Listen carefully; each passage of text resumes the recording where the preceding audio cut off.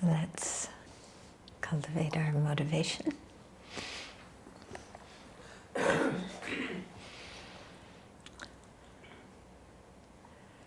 And think how fortunate we are to have found objects, reliable objects to take refuge in.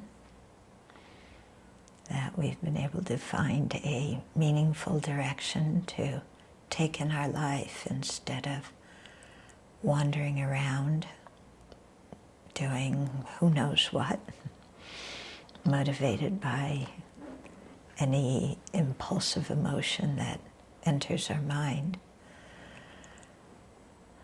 So instead of that, we've been able to find the Buddha, Dharma, and Sangha, have confidence in them based on knowing what they are and trusting them, and thus cultivating a relationship with them, like a sick person who goes to the doctor to be cured. So we're the sick person, the Buddha's the doctor, the Dharma's the medicine, the Sangha are the nurses. So let's not waste this fortunate opportunity. And let's also realize that if any other karma had ripened in this life, we could have been born in a totally different situation with no ability to meet the three jewels. And we would have been influenced by whatever environment we were born into. So with a sense of compassion for people born into difficult situations, then let's use our opportunity that we have for this very short time to do something useful for ourselves and for them.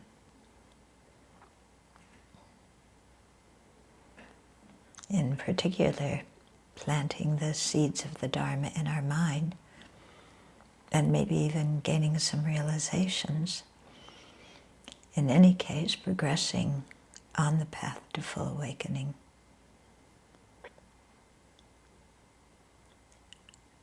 So that we can increase our ability to be of greater benefit to living beings.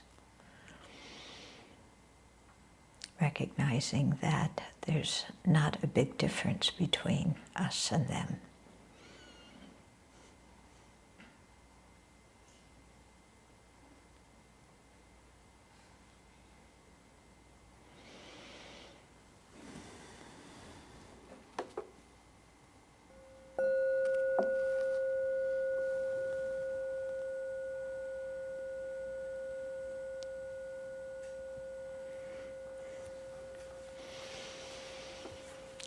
So I was thinking as I said that last little bit, there's not a big difference between us and them.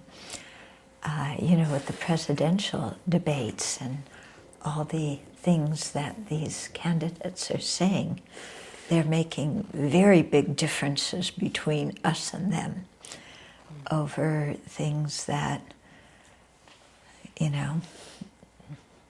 are not significant, and really reinforcing this feeling, there's an us and we have to protect ourselves from them. And them is, of course, anybody who looks different or thinks different than we do.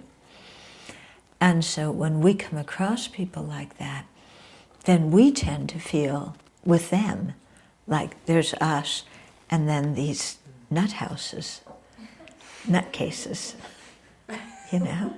don't we? It's like there's me and my friends, and then there's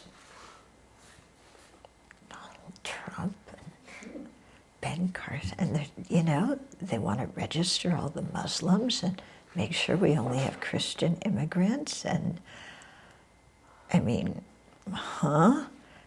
not like them. Yeah?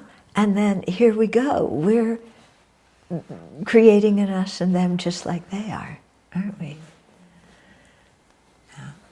And forgetting that now just different karma ripening, and then we could have been born in their situations or been born thinking like them.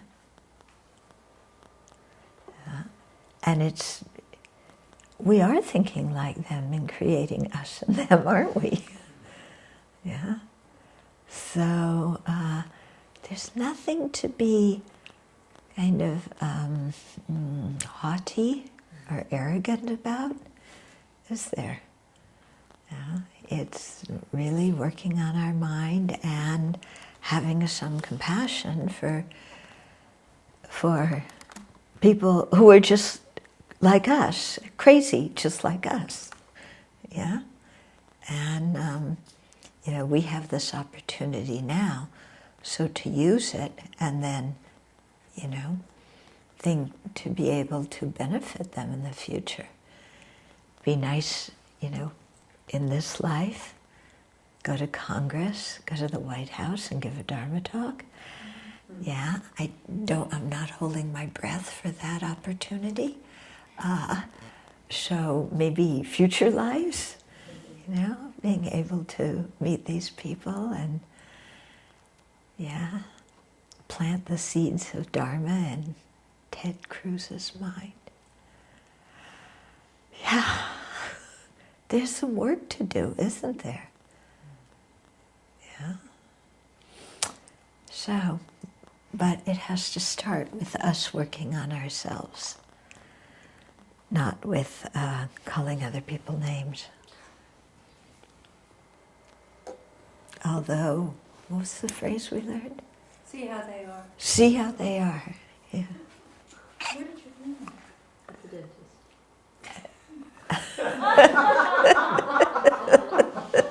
dentist. We learn important things at the dentist. I'm glad you're sharing it.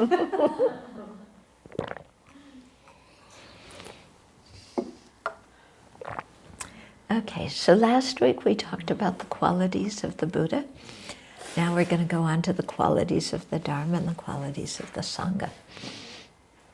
Okay, so when we know the qualities of the Buddha, like we went through last time, and we've been through before the 4 fearlessnesses, the 10 powers, the 18 unshared aspects, we went through the different kinds of enlightened activity, then we ask, well, how did the Buddhas attain these qualities?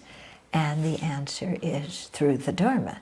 So that's the characteristic of the Dharma, okay, is especially the true paths. When you when you actualize those, we actualize those true paths in our mind, then they have the power to directly destroy ignorance.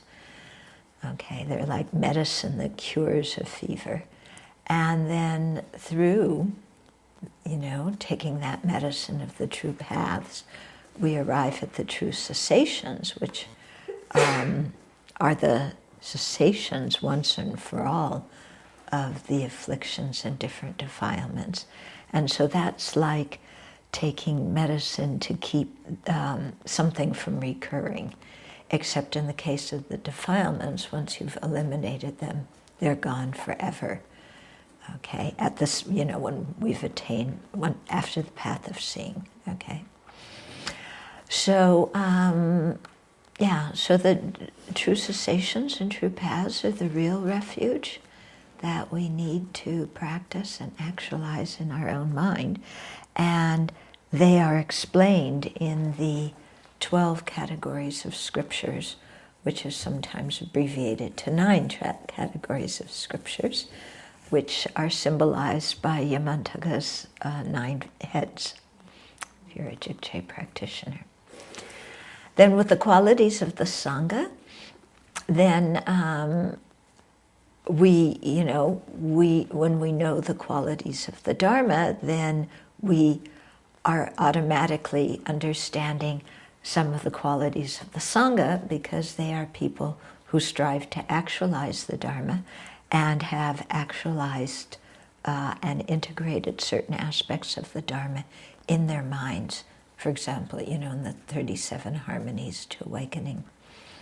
Okay, so the Sangha, by hearing and contemplating and meditating, the three kinds of wisdom that come through those three activities, then they always practice and they create merit. They teach others. They are fair and compassionate and are in the process of eradicating their afflictions once and for all. So they're on their way to Buddhahood, and they're good examples for us to follow. And when we have doubts and questions, we can go to them and ask. So in terms of the hearer arhats, the Shravaka, those who follow the Shravaka or hearer vehicle, there's many types of hearers, yeah? The ones that, remember I was saying before, is taught in the Pali tradition, those who gain their realizations based on serenity, which is access concentration, are called the dry wizened arhats. But the ones who have deep states of samadhi have actualized different super knowledges. And so, for example, they can make their body manifest into many bodies, and many bodies manifest into one. They can appear, they can disappear, they can, this is all done through the power of concentrating on the elements. They can fly, they can miraculously go places where their students are, or where their teachers are. And they have many methods to benefit sentient beings. So sometimes we look at like the hearer arhats and say, oh, but they're just hearer arhats, they're not bodhisattvas. They can benefit plenty of beings, and they have more compassion than we do.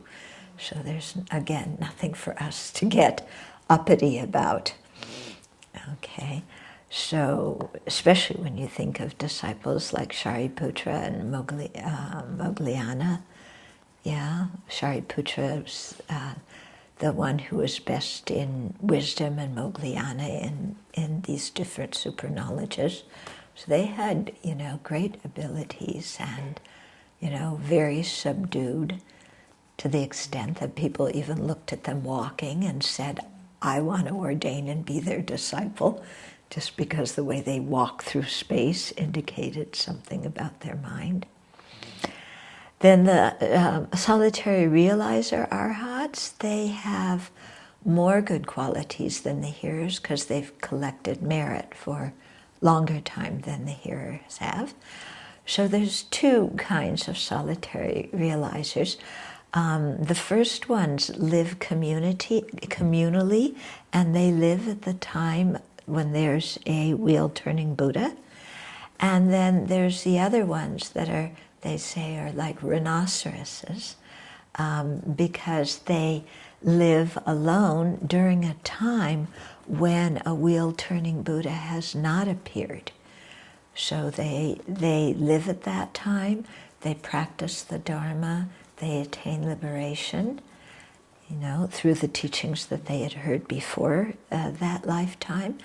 And they teach, but they usually teach through gestures. Okay.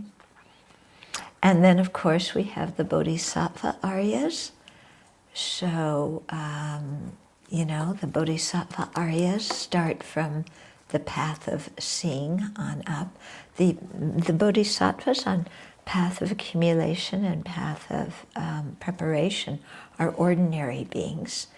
Yeah, they may have an inferential realization of emptiness, but not a direct realization. On path of seeing, they have that direct realization, and that's when, according to the Prasangika, they start the process of eliminating the defilements.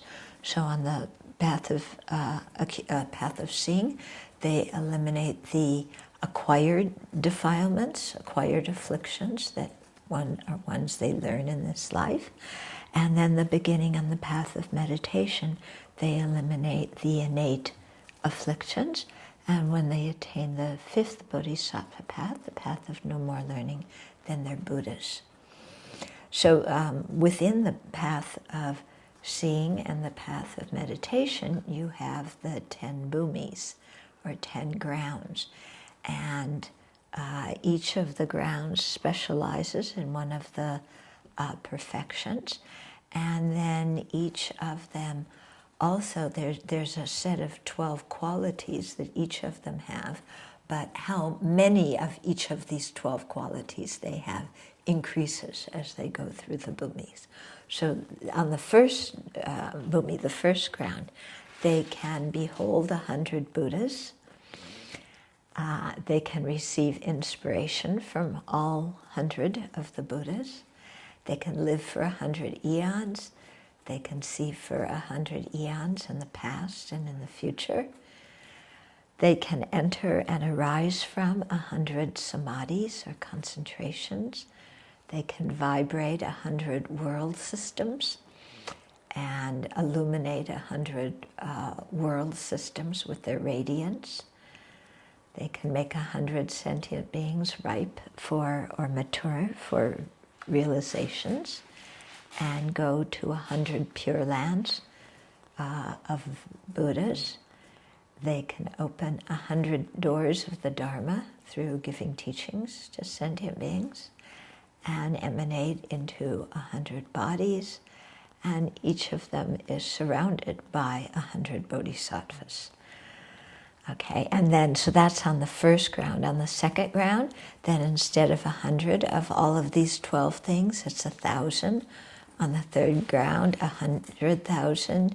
In the fourth ground, 1 billion, and then so on. The numbers become higher and higher. Okay, so the Arya Bodhisattvas are said to outshine the hearer and solitary realizer practitioners in two ways. Okay, so one is on the first ground, and the second is on the seventh ground. Okay, so on the first ground, they outshine the hearers and solitary realizers through their lineage, in the sense that because in addition to having the wisdom directly perceiving emptiness, they also have the practice of the special method that's supported by bodhicitta. So they're in the lineage, the bodhisattva lineage, to become Buddhas. So in that way they supersede the hearers and solitary realizers. So the example is given like a monarch's child. Okay, so this is, old time. Yeah, although I wonder about dynasties in the U.S., the White House too. Anyway, okay, so from the moment a monarch's child is born, that child has a higher status than all the ministers, even though the ministers are more learned and more advanced, because that child is the child of the monarch, okay? And they're of royal lineage, and so they're served, they're honored, more than the ministers. So in the same way, these first ground bodhisattvas are of the Tathagata lineage, and they're on their way to become fully awakened Buddhas. And so, in that way, they supersede the hearers and solitary realizers. So even the hearer and solitary realizer arhats who have attained liberation, they supersede them, because they are closer to full awakening than those arhats. Because remember, those arhats have to go back and start the bodhisattva path from the beginning and accumulate merit, whereas these first ground bodhisattvas are already on the path of seeing. Then the second way, or second time, they outshine the hearers and solitary realizer arhats, is on the seventh ground. Okay, and this time it's through the power of their wisdom. Before it was the power of their lineage that was supported by bodhicitta. This time the power of their wisdom. Okay, and that's because they can enter into and arise from meditation on emptiness in each brief instant.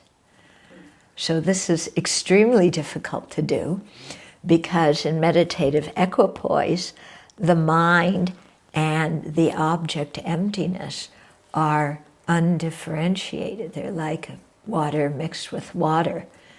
Yeah.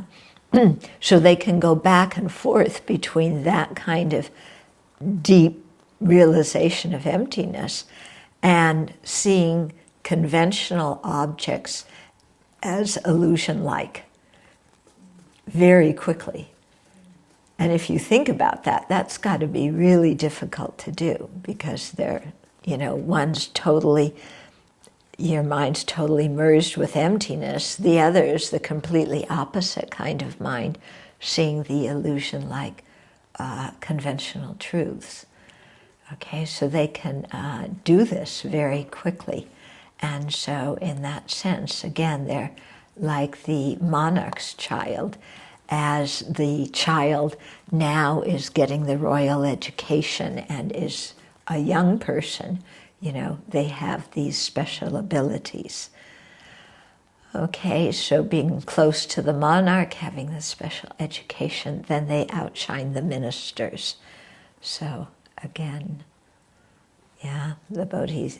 the seventh ground bodhisattvas outshine the hearer and solitary realizer arhats. Okay, then by the eighth ground, they achieve 10 powers, says Chandrakirti in his supplement. And so they have power over their lifespan, power over their mind, in that they can enter and emerge from limitless types of samadhis, power over the necessities of life, so they could find all their requisites, power over activities, so they know all the different subjects, fields of knowledge, and can teach these. Power over birth, so they can be born wherever they wish, as whoever they wish. Power over prayers, to manifest in any form that's needed. Power of fervent regard, because they can manifest anywhere that they see fit. Power over miraculous powers of emanations, because they can go to any pure land they want to make offerings and accumulate merit, or to listen to teachings. They have power over exalted wisdom, which is unimpeded, and power over the Dharma, in that they understand all the words and meanings of the Dharma. So the eighth bhumi, the eighth ground bodhisattvas, they are out of samsara, so they're officially arhats, and have eliminated all the afflictive obscurations. So they also get these specific 10 powers. Quite amazing. Okay, so that's something about the powers of the qualities of the Buddha, Dharma, and Sangha. And then when we know those and we think about them, then we see, like, there's reason to trust them. Yeah, when you think of the qualities of the bodhisattvas, like, wow, yeah, they're trustworthy. They can guide me. Mm-hmm. When they talk about the child of the Buddha a lot, and you hear it in Shantideva a lot, is he always referring to highly realized bodhisattvas, or is it sometimes used in a more general way? Sometimes the term child of the Buddha is It's used in a general way for bodhisattvas, but they really become of the Tathagata lineage at the first ground. So, but that's often the term just means bodhisattvas. Okay. So now there's a different section, which is a new section, which is taking refuge by knowing the distinguishing features of the three jewels. Okay, so here somebody might say, well, the three jewels, each of the three jewels has so many good qualities, so is it sufficient to take refuge in only one, because they have so many good qualities? And the answer is no, we need to take refuge in all three because there's differences between them in how we relate to them and, their characteristics and all. So we're going to go through, it has 6 ways in which, the Buddha, Dharma, and Sangha are different from each other, necessitating taking refuge in all three. So the first is they're different in terms of their characteristics. So here, the Buddha's the one who has abandoned all defects and developed all good qualities. So the Buddha has the complete abandonment and the complete realization. Okay, they can see the two truths simultaneously. They're omniscient. Yeah, so that's the characteristics of the Buddha. The Dharma, the characteristics are the true path and true cessation. So what the Buddha taught that actually meets the needs of sentient beings. And teaching the Dharma is the reason why the Buddha appeared in our world. Then the characteristics of the Sangha are those who realize the Dharma and give us and guide us so that we can do the same. So they prove the validity and usefulness of everything the Buddha taught because they've actualized, or the major parts of it, or are in the process of, going up the paths and grounds. Okay, so when you see the differences between the characteristics of the Buddha, Dharma, and Sangha in this way, then you see why we have to take refuge in all three. Yeah, that refuge in just one of them isn't complete. Okay, is that coming through? Yeah, it's good, to spend some time contemplating this in your meditation, because then it becomes a little bit clearer. Their different functions. Okay, then the second way that we can differentiate them is in terms of their awakening influence, or trinlay. Okay, so the Buddha gives the transmitted and the transmitted Dharma that leads to gaining the realizational Dharma. So the Buddha, his awakening activity is to tell us what to practice and what to abandon, and to transmit the Dharma in the ways that are most effective for sentient beings. Okay. The Dharma's enlightening or awakening influence is that it eliminates the afflictions and suffering.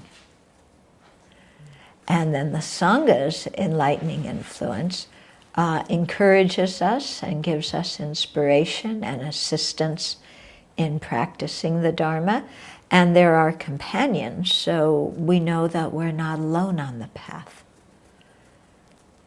Okay? So again, we can see there's some difference here according to their awakening influence, how we relate to the three jewels. And so, for that reason, we need to take refuge in all three. Okay. Then the third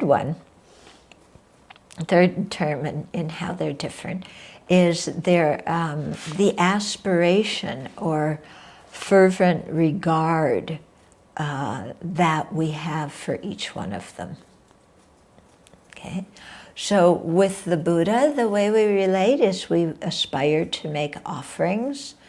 We have respect. We rely on them with an attitude of humility and devotion. We have a sense of gratitude for their kindness, and we want to offer, not just material things, but to offer service and offer our practice to them. So that's the kind of fervent regard or, aspiration that we have for the Buddhas. In terms of the Dharma, what we aspire to do is to put it into practice and to and transforming our minds into the Dharma is how we show our fervent regard for the Dharma. So how do we show our respect for the Dharma? By transforming our mind into the Dharma. And then in terms of the Sangha, we have aspirations, or we show our fervent regard for them by practicing together with them and by joining them in their efforts to make Dharma a living force, to spread the Dharma in the world, preserve the Dharma in the world, create peace in a chaotic world. We join together and we all do this together. Okay, so that's the aspiration or fervent regard. Then the fourth one is how we practice in terms of each of them. Okay, so with each of these, I'm going through them, but I'm not making examples. In your meditation, go through and make examples. And that will help you understand it. Okay, so how we practice in terms of each of them. So the Buddha is the model for what we want to become. The Buddha is our role model. So, how do we practice in terms of the Buddha? Bowing, making offerings, respecting them, asking them to teach, asking them to not pass away. Okay, so we really use the Buddha as a field of merit because of the Buddha's great realizations. Then any virtuous action we do with respect to the Buddha, becomes very powerful. So we try and create a lot of merit with the Buddha as an object so that we can become like the Buddha. So this doesn't mean, looking at the Buddha with some kind of business mind, like, I want to create the most merit possible and the Buddha's the way to do it, so let's forget about all these sentient beings and just focus on the Buddha. No, it doesn't mean that. Because obviously what the Buddha cares about more than himself is sentient beings. And it's the welfare of sentient beings that forced the Buddha to, motivated the Buddha to go through all the paths and grounds to full awakening. Okay, so we respect and honor the Buddha for that, but that doesn't mean we ignore sentient beings. With this mind that says, I want to attain the most merit, and the Buddha's the best way to do it, so forget sentient beings. Okay, you getting what I'm saying? Because a lot of people have that kind of attitude. Like, I want to give to the highest object to create the most merit. Without really thinking, well, who does the Buddha cherish the most? And if I give, like, all sorts of huge offerings to the Buddha, but I treat sentient beings horribly, is that pleasing to the Buddha? Is that making a good offering to the Buddha? People often forget to look at things that way, but I think it's important. Okay, then how we practice in terms of the Dharma, we meditate on it. We integrate it with our body, speech, and mind. We, practice it in our daily life. Okay, and then how do we practice in terms of the Sangha, we practice together with them. We share the teachings, we share material possessions with them, and again, we follow their example. Okay, so the Sangha is really, our good friends on the path that we can rely on, who have genuine wisdom and aren't going to lead us astray by giving us worldly advice. Okay, and then the fifth one is what qualities to remember, what to be mindful of regarding the three jewels. Okay, so with the Buddha, to be mindful that the Buddha has eliminated ignorance, anger, and attachment, has developed all wisdom to the highest degree, has similar with compassion and all the realizations on the method side.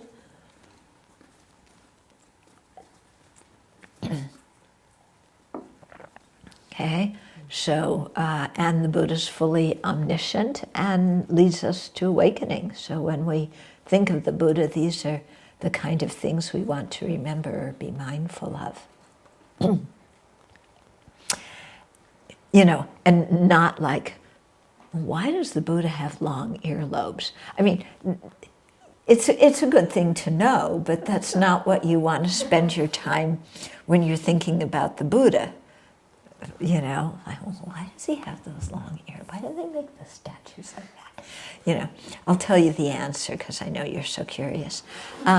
It's because it illustrates that he was once a prince, and of course the royalty wore big pieces of jewelry, so much so that the earrings stretched his ears long, and that's why he has long earlobes that have a hole in the middle because the earrings stretch them.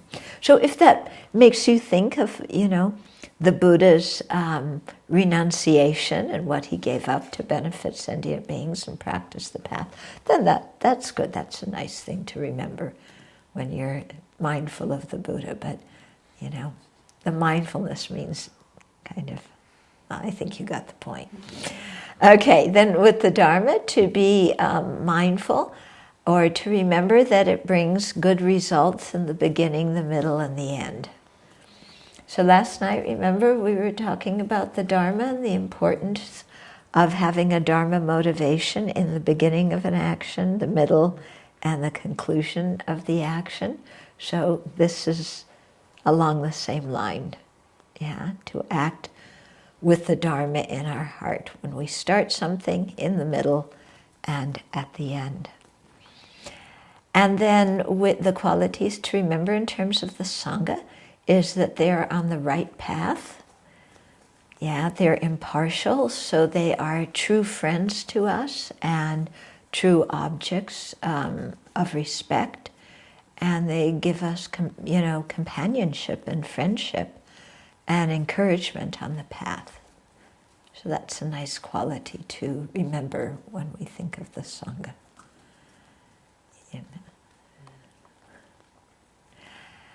And then the sixth one is in terms of the merit, how we create merit in terms of them.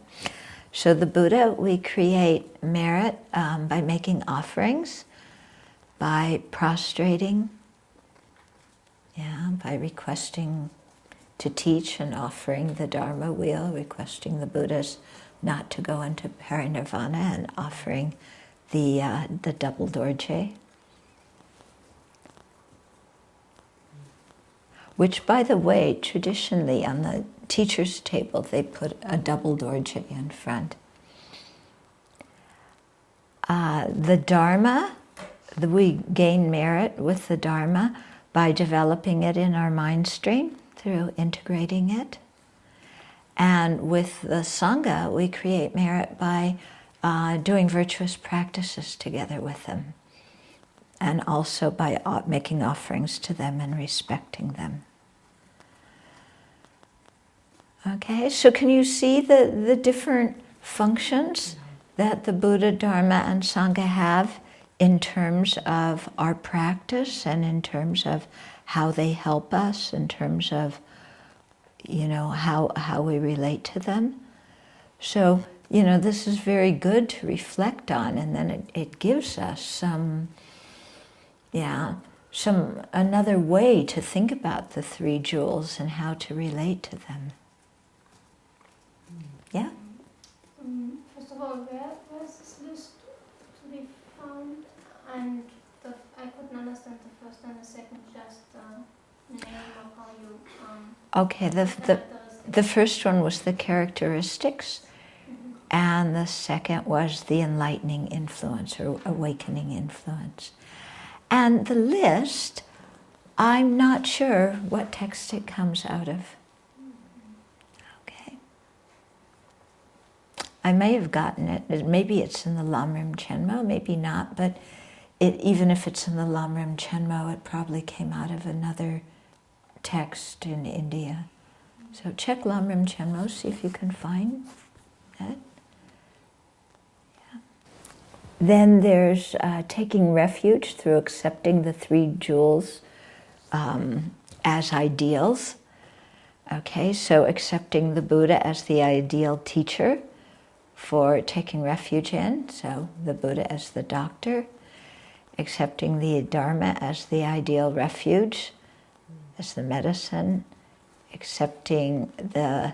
And so again, we keep coming back to the Dharma is the real refuge. Yeah, and that's really important to remember, and to think about, why is the Dharma the real refuge?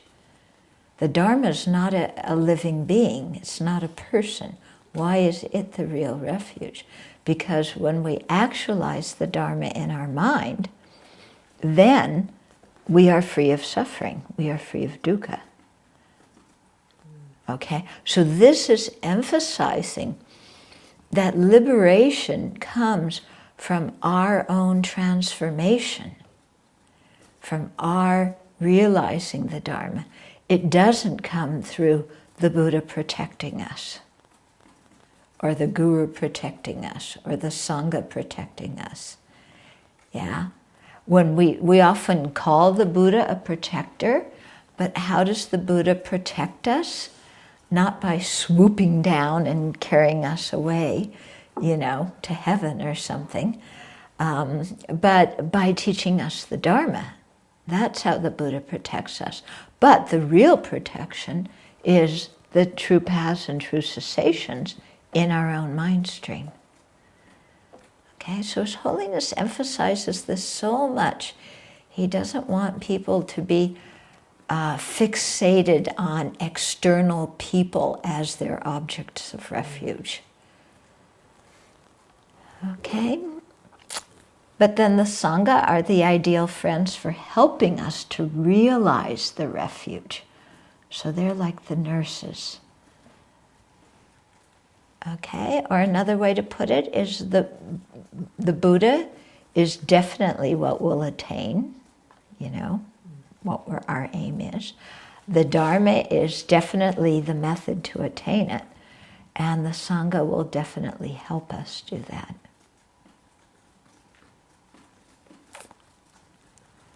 Okay.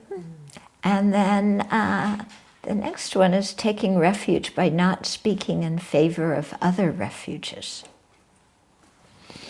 Okay, so this is really encouraging us to take refuge in the Buddha, Dharma, and Sangha in a very pure way, without kind of indecisive wavering and doubt and,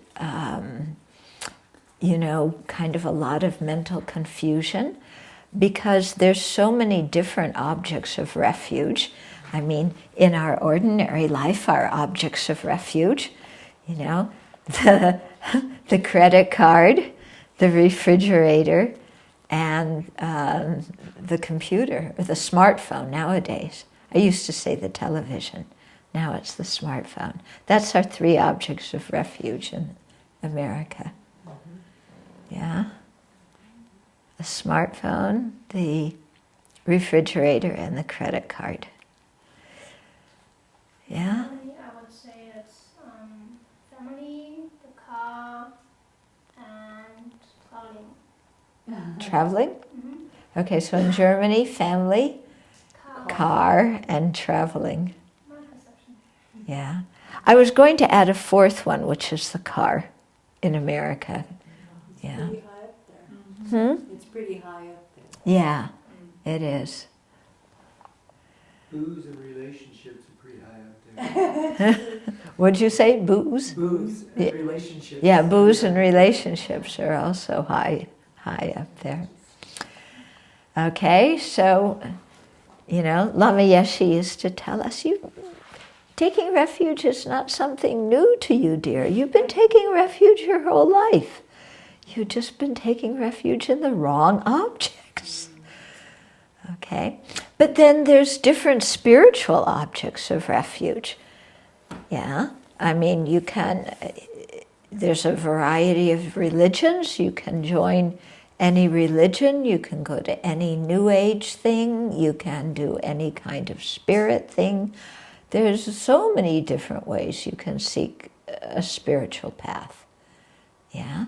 And so if we're not clear on what the qualities of the Buddha, Dharma, Sangha are, and why we're taking refuge in them, then we could very easily have some doubt.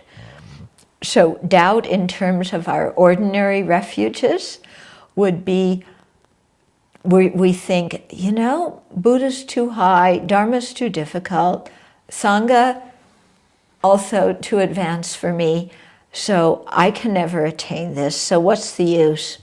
Where's the smartphone, the credit card, the refrigerator, and how about some booze and drugs and relationship and family and car and traveling and whatever else I can get, So a lot of people, people start out in the Dharma and then sometimes they hit a point where it kind of, all this doubt comes up, because the Dharma is really going in and they're seeing that, the way I'm living my life is, something's wrong with what I'm doing and I need to change. But on the other hand, they don't want to change and they don't want to give up all the things that they think give them worldly pleasure. So then they have kind of a crisis. And, what's my object of refuge? Is it the 8 worldly concerns or is it the Buddha, Dharma, Sangha? Yeah? Any of you been through that crisis? Well, yeah? And then other times, depending what religion we grow up in or, what we hear from our friends, we may get really interested in, there's Kabbalah and there's Sufi dancing and there's crystals and there's, all these guys who are taking drugs and going on spiritual searches. Mm-hmm. Remember? And shamanistic things. And you might remember that we're doing prayers for one family where the father did this. He was under the influence of drugs on one of these shamanistic journeys, and he injured his neck. Remember? It's a friend of somebody who comes here, and 2 young children, and he's in the hospital for months now, possibly a year. Yeah? So, this kind of doubt in what your spiritual path is, then it's, let's try everything and see what happens. And this poor man really, he got very severely injured. Okay, so, or depending if we were raised, we may have, if you were raised with Christmas, and all these childhood memories come with Christmas, and so Christmas season rolls around, and the magic of Christmas, and the togetherness of the family, and, what the church looked like when you went in it, and this atmosphere of holiness and everything. So that may really come in your mind at Christmas time, and you may go, oh, there was something really spiritual and holy about that. And, believing in God out there, some kind of father figure who I can just surrender everything to, who controls everything, that there's something so emotionally nice about that, isn't there? Having Big Daddy who's going to take care of you. Yeah. Except when there's God's will that we don't understand at all, but we forget about that. And just, there's something very emotionally comfortable about it. So we can just start going, oh yeah, that felt so good. Okay. So that may come up for people. Those are not my memories of Christmas time.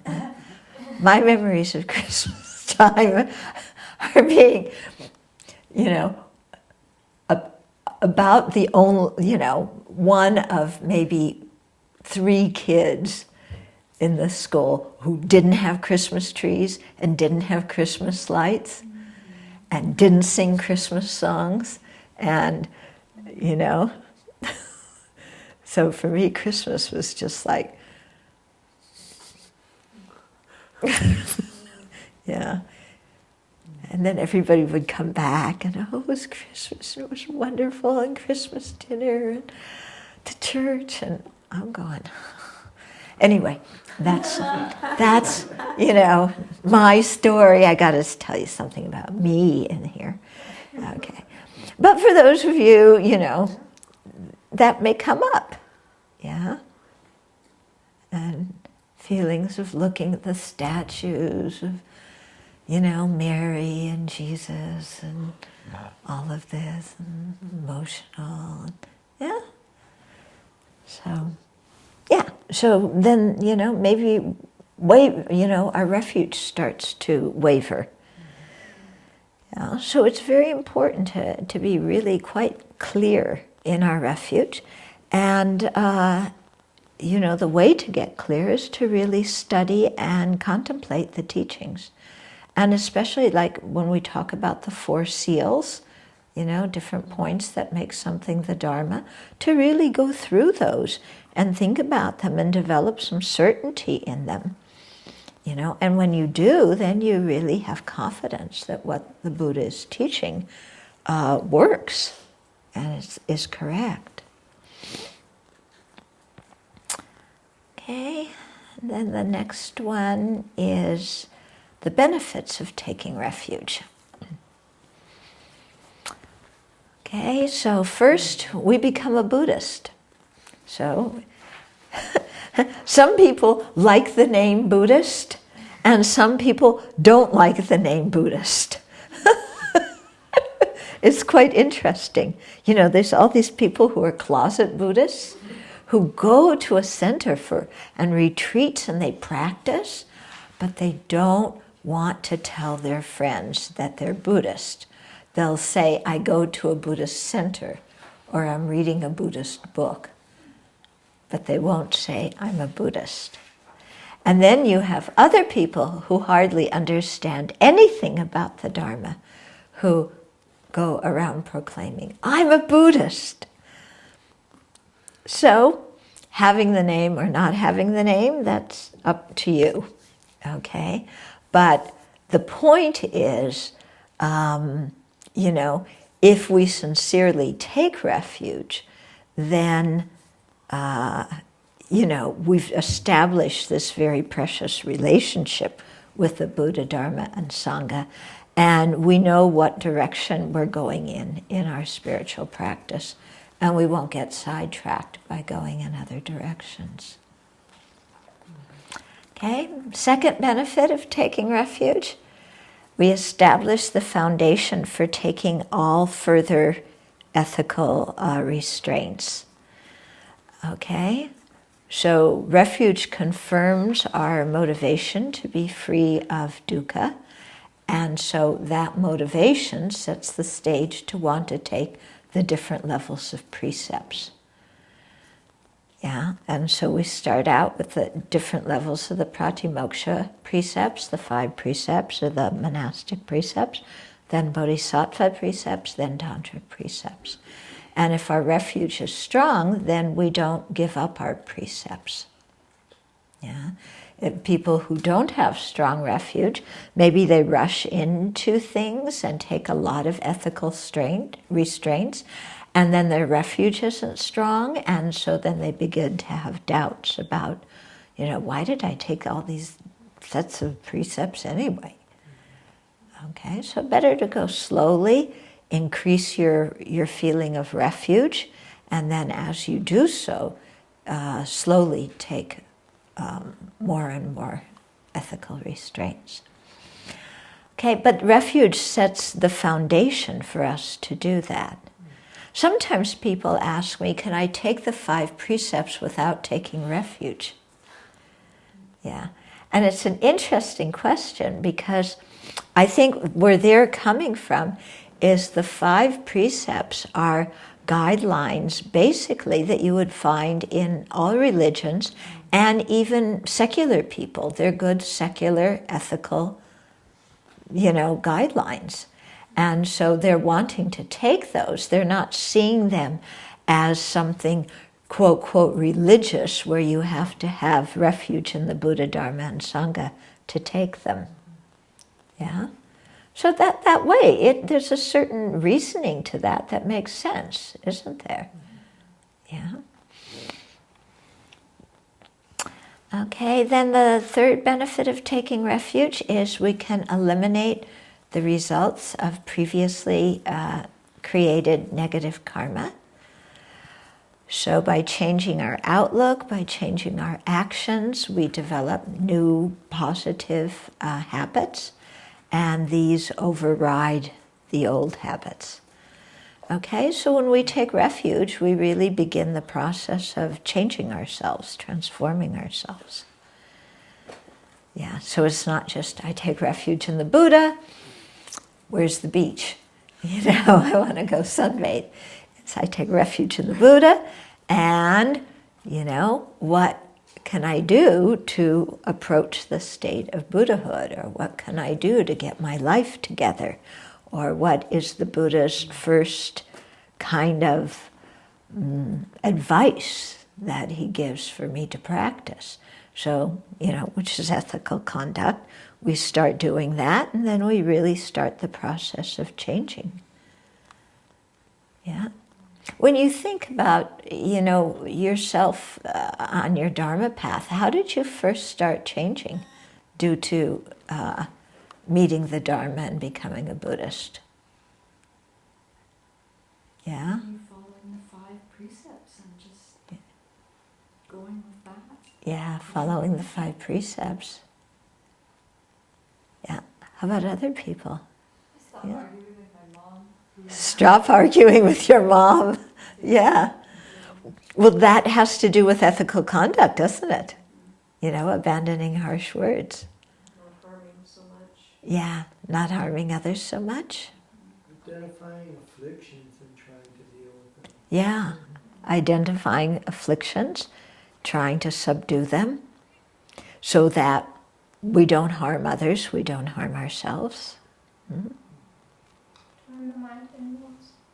Turn the mind inwards. Turning the mind inwards to see what's going on in the mind. Getting distracted by relationships or friends. And Yeah, so not getting distracted by frivolous things. Yeah. Mm-hmm. Okay. To cultivate joy and really getting my good qualities, a little bit of nourishment, because they weren't really getting fed. So for you, the first way you started changing was it nourished your good qualities. Yeah. Huh? Gave you some encouragement in your life. Okay. So it's interesting, we read the list of the benefits, but then to say, well, how about for me? What was my own personal experience? How did I initially benefit from taking refuge? Then, as time went on, how did I benefit like after a couple of years, or after 5 years, or 10 years, or whatever, how did I benefit from having taken refuge? Okay, then the fourth one is we can quickly accumulate great positive karma because we follow the wise Dharma instructions. Okay, so the previous one was it helps us purify negativity and avoid creating more negative actions. And this one is it helps us to create great, merit, great positive karma. Okay, because we follow the wise instructions, and also because we start making offerings and bowing and thinking of the qualities of the Buddha, and that automatically creates merit in our mind and inspires us. Okay, and then the fifth benefit of taking refuge is we can't be harmed by humans and non-human beings. Yeah, so this one you have to think about, well, why? Why would taking refuge in the Buddha protect me from being harmed by human beings? You stop being a jerk. I mean, people will be less inclined to be incited into their own negative behaviors because we're restraining ourselves. Mm-hmm. Yeah, so by taking refuge and starting to restrain ourselves, then we aren't as obnoxious, and so other people stop having reasons to want to hurt us or interfere with our happiness.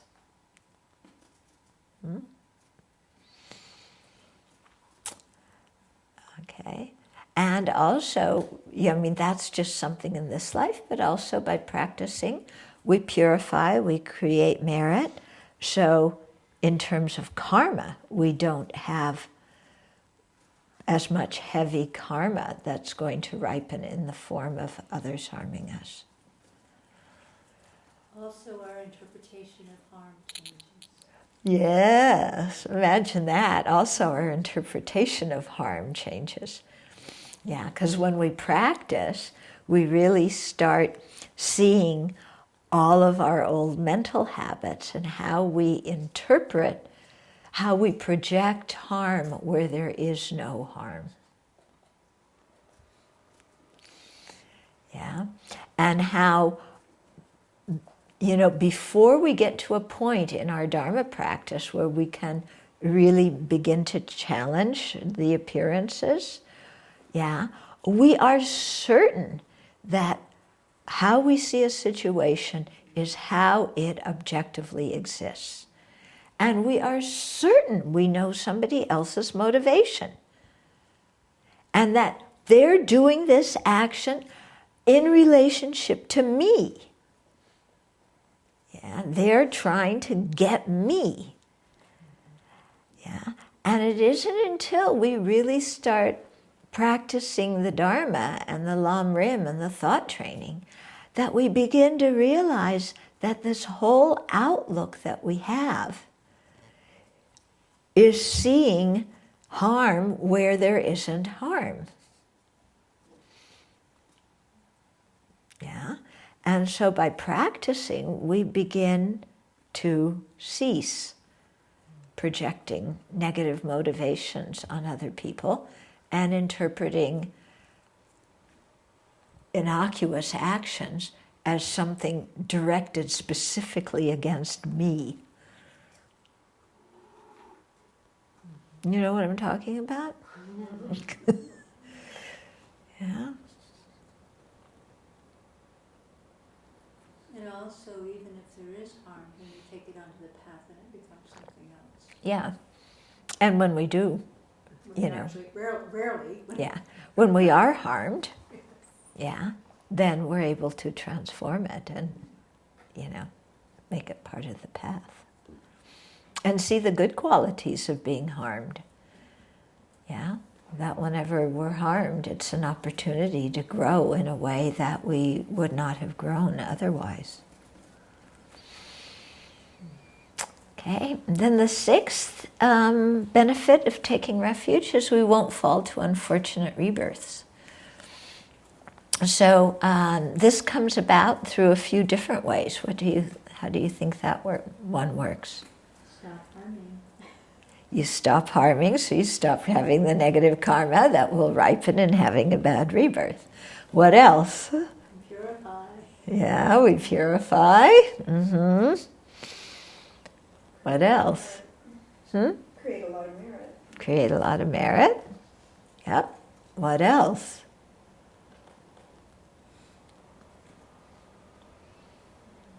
Transform our minds. We transform our minds. Yeah. There's another benefit I've said many times. You stop creating the causes for it, but Yeah. But do you remember how I say that people listen to teachings, and then especially teachings about what to do when they're dying, and then when somebody's dying, they completely blank out on what to do? at the time of death, right? So at the time of death, if you take refuge, your mind is in a virtuous state, and that's going to prevent any negative karma from ripening and throwing you into a lower rebirth. Okay, will we remember to take refuge at the time we die? We certainly hope so. We Yeah. certainly practice too. Yeah, but this is how you can be a real friend to somebody who's dying, is to give them that kind of advice. Okay. Then the seventh benefit is, in general, our virtuous purposes will be fulfilled, as well as our temporal goals. Okay, so by relying on a guide who knows how to create the causes for both our temporal and our ultimate goals, we'll be able to create those causes and attain our goals. So here, there's something from what Drome Dompa said. Drome was Atisha's close disciple. He was a lay practitioner. And he said, have hope and trust in the three jewels, not in sentient beings. Yeah? So make the three jewels your best friends. Yeah, rely on the three jewels, and don't expect things from sentient beings that they have no ability to fulfill.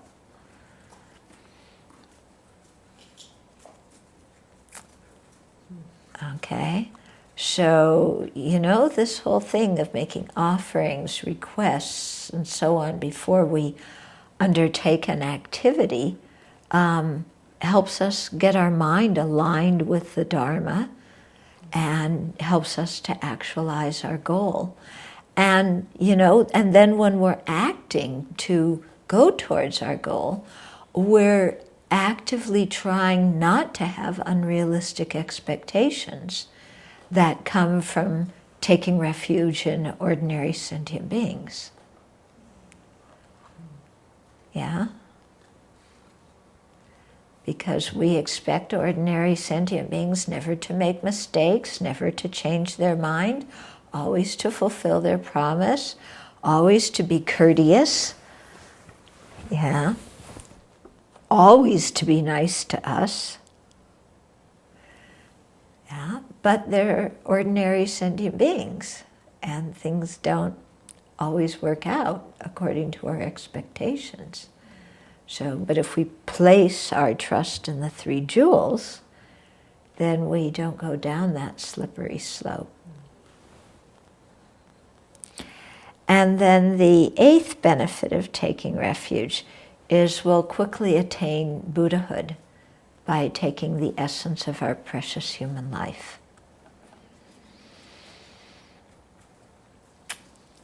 Okay, so that's kind of self-explanatory.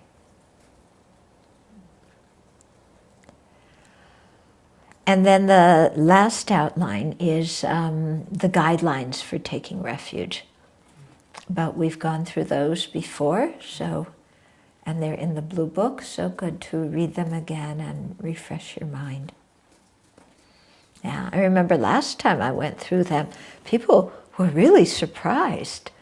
It's kind of like, you know, if you took refuge a long time ago and you're not, you know, twice a month going through and reading, you know, the verse or the whole thing in Pearl of Wisdom and looking over your refuge guidelines, then you forget you have them.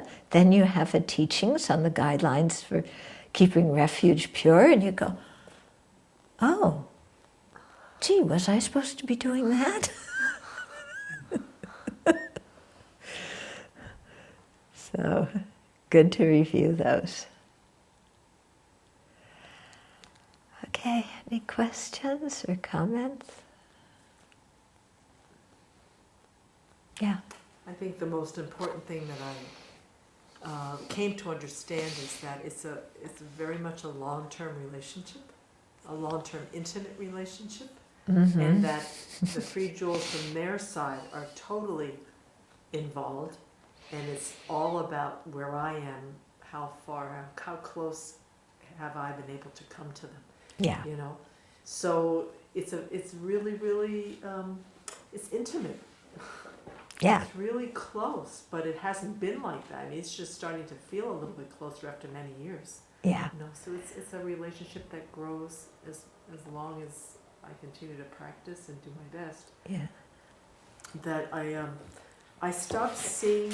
One of the things that happened when I was thinking about the Buddha's qualities this week is that they're so magnificent that for so many years I had him so far away because couldn't see him really wanting to have anything to do with me. You know, the whole thing about how does the Buddha look at you so kindly? And then I thought, you know, for the level of ignorance that I have, and the level of afflictions and the incredible karma that I have on my mind stream that hasn't ripened yet, I would need a very magnificent, a credible guide to be able to get me through this.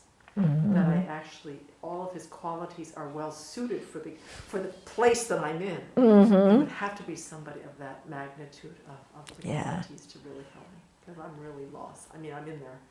Yeah. Okay. It made it easier for me to see the qualities as something that would benefit me rather than something that pushes me away and keeps me down here. Okay. And him Yeah. So this is a very good example of what we were talking about, of seeing harm where there isn't harm, or seeing distance where there isn't. Yeah.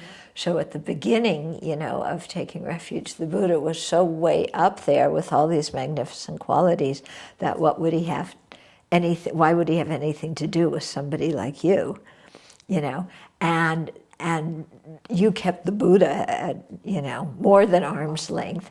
And then as you gradually began to practice, and the whole way that you saw yourself began to change, then you realized that you need somebody with the magnificent qualities of a fully awakened one who is actually able to help you.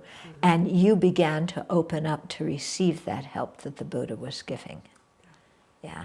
And that made a big change, and you began to see, like you said, it's a long-term, intimate relationship. But from the Buddha's side, the Buddha's always steady in his side of the relationship. And we're like up and down and up and down and in and out, and, you know. But it's always there when we want to really create that relationship with the three jewels. And I started to understand causal refuge. That because of this change in relationship, I was actually creating the causes for the whole thing about one lifetime becoming the refuge myself, the whole Dharma in my mind, to see that this relationship has to do with me understanding what causal refuge meant. To have the resultant refuge sometime in the future, I've got to be able to invest in this relationship now. Right. Create the causes. Yeah. And it's all about being in relationship to this one. Mm-hmm. You know, that's where I put the Buddha. He's coming more closer in here. He's not so far out there. He's a little bit more inside. Yeah. Yeah. So to take refuge in the external three jewels so you can become the internal three jewels.